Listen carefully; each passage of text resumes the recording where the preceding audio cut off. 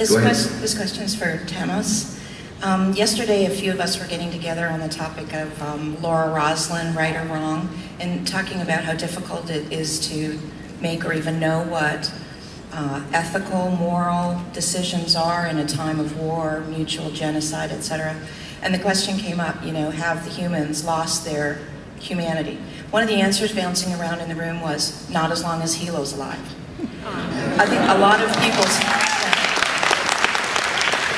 of fans of the show see him as representing that everyman, but the one who does his duty and does it when it leaves him alone, completely alone and unpopular, and it's a very heroic figure for some of us. How do you see the character in terms of that always standing for what is right, no matter how difficult kind of role? There are so many heroes, but that particular one. Well, yeah, I agree that he usually does that, but you gotta understand too, and I hope I brought this to the performances, that it's not easy for Helo. He just doesn't know how not to do the wrong. Like, he has to do the right thing. His ethics, his sense of right and wrong is so strong that he'll do anything. You know, I mean, he'll disobey orders. You know, I mean, you look at the lengths he goes to protect his family and his wife, and I think what's so interesting about him, though, is that conflict. It's always there, you know, it is always there. It's really hard, man. It doesn't matter how much of a heroic figure you are or what have you, when you're going against the grain, against what everyone else thinks, but you just know that it's right. It's very difficult. And I've always tried to show that conflict in the performance. I can't tell you how great it's been playing this character, though. I mean, the stuff that they've given me, especially in the third and fourth season, you know, Helo becoming that character more than anything. I've heard him equated to so many different things, but yeah, like it's neat to think about the arc. If you really look at how brilliant the writing staff is, I think they took a lot of that opportunity just from the, you know, from the miniseries, and the guy giving up his seat when he's wounded, just for the greater good of mankind, because Gaius Baltar was there.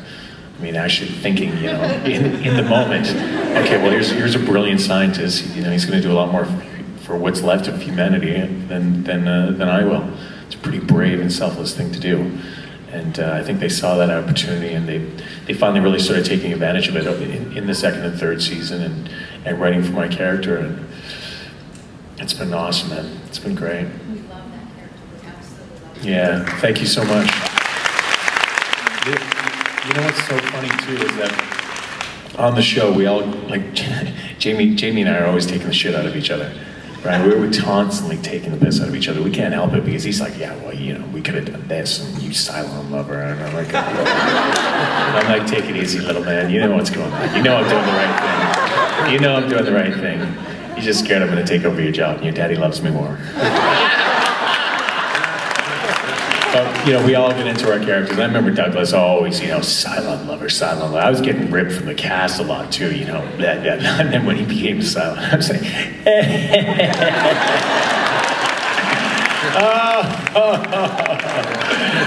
yeah, I was laughing at Douglas every day. He was walking around grumpy for days. I can't even tell you, pouting and brooding. It was just, he had his trio, and he wouldn't look up, and he wouldn't talk to anyone. He was grumpy. He'd walk by and laugh at him in his ear. You know, couldn't help it. Yeah, it's been great, man. Hi, I'm Gumby. I'm a long-time admirer, first-time interrogator. I find I might be the only one here that finds the irony in that we have one of the strongest moral characters of the show and one of the least moral characters of the show sitting side by side, as evidenced by you wanting to kill the Cylons to prevent the virus from wiping out the rest of them, and you signing the death warrants for everybody on New Caprica.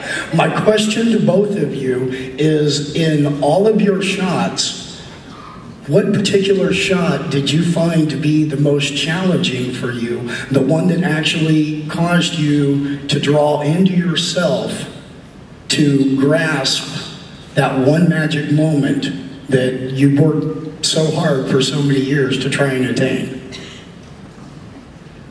Wow, what a question. First of all, frack you.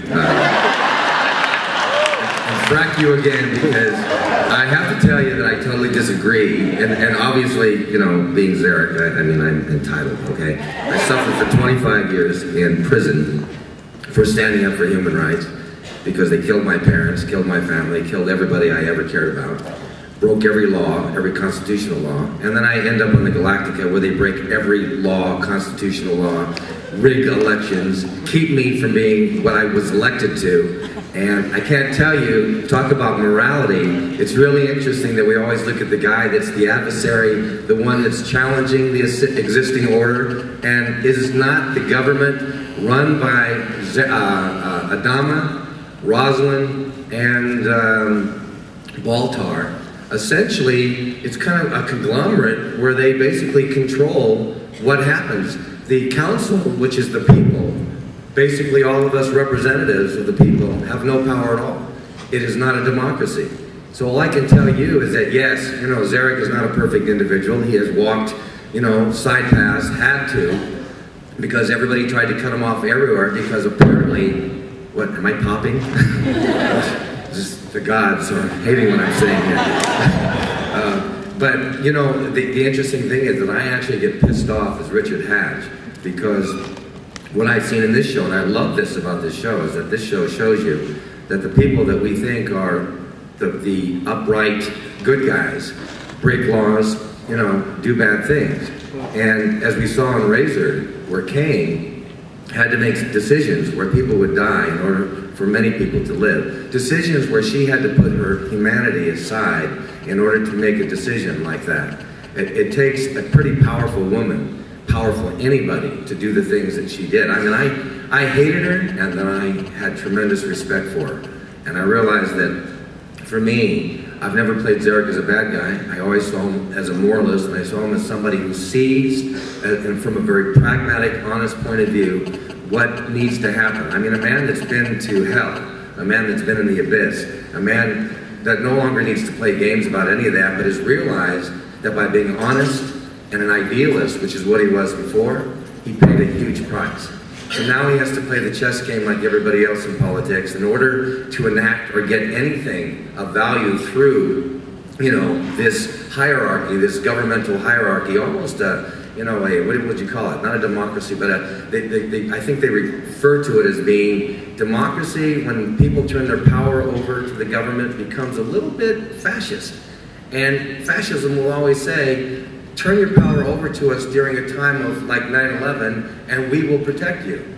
But the problem is there's always abuses of power that happen because people in positions of power are human. They're flawed, imperfect.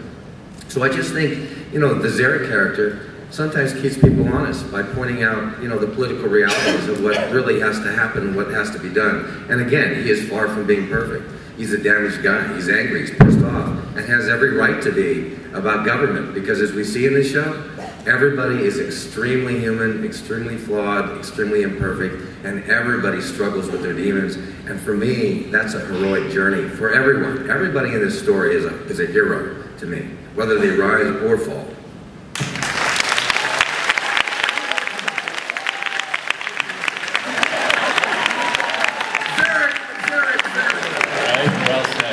You know, just to add to that, you know, an actor technique that's taught to you in all acting schools right off the bat is never lose the integrity of your character, and you believe in what your character's going for, whether he's a serial killer or not. He believes in what he's doing.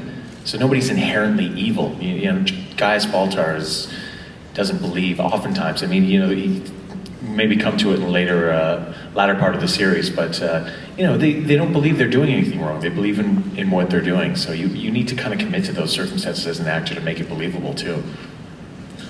We only have 10 minutes left with Tahmoh, so that's probably time for 2 questions for him. So.